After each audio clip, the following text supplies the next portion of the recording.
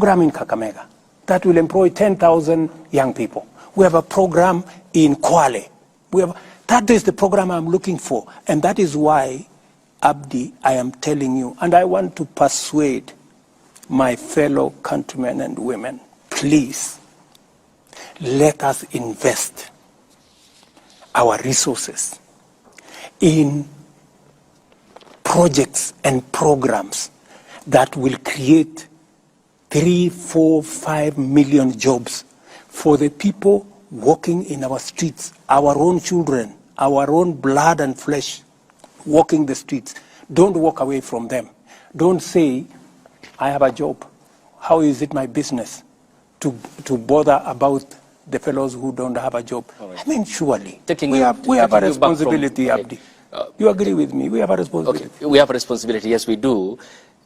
Taking you back from that housing element, you have parachuted into that. Yeah. And it seems to be it's because I am very passionate about it. Seems to be because I see an opportunity for this country to change. Thank you.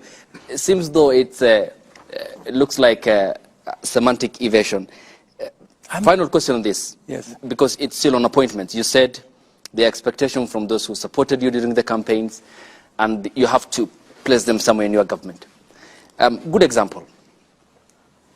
Hypothetically, we are seated here. Mm-hmm. Ayub was your supporter, say, for example, during the campaign. Pardon? Ayub was supporter. I supported you, your campaigns, by financing, but I have no qualifications. Eric Latif didn't support you, but is a Kenyan like me who expects to serve his country. He has the qualifications. He has the merit, for example, let's say. Between me and Eric in your government, who will you pick? I will pick Eric. But that is not the case in many aspects. That is the case. It isn't. That is the case. You have made political appointees. That is the case. Awarding competency. And I appointed General Ogola. General Ogola is among the people who went to Bomas to try and overturn my victory. Do you know that? But because when I looked at his CV, he was the best person to be general. I called him and I sat him down. I told him, my friend, you went to Bomas to try and overturn my victory. But because you are the best person to be general, I'm going to give you the job. That is how it works with me. That's why I told you, if a person has the qualification, if he is the best for the job, I will give him the job. But that is the military. There's a code of conduct for the military and how politics works in Kenya, Mr. President. Let me tell you, my friend, I had the opportunity. I could have appointed anybody. I had, I think, 10 choices. I didn't have to. You know, there are people who say, oh, you know, William Ruto appointed Ogola because he was the deputy CDF. That's not the case. I made the decision consciously. And I made the decision against the advice of many people. Many people told me, you should not give this, you should not reward this kind of behavior. Okay. But, you know, I also must be sensitive. What exercised my mind? This gentleman has a good track record. And in fact, when I spoke to him,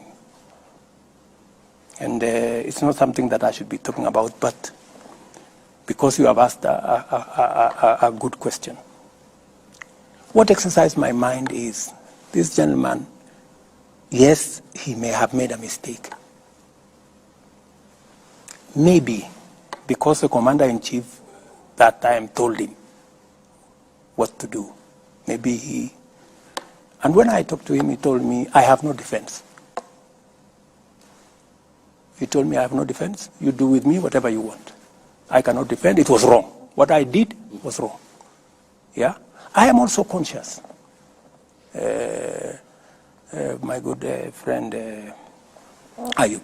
I'm also conscious that since independence, there is nobody from Nyanza who has ever been CDF. And it also played in my mind that I don't want a situation where a whole community think they cannot occupy a certain office. So many things that are part of my system overweighed the mistake he had done. Okay. You know? So I want to tell you that I make very sensitive appointments. I make very deliberate appointments. Many of the appointments, of course, that do not have to directly require my signature, many of these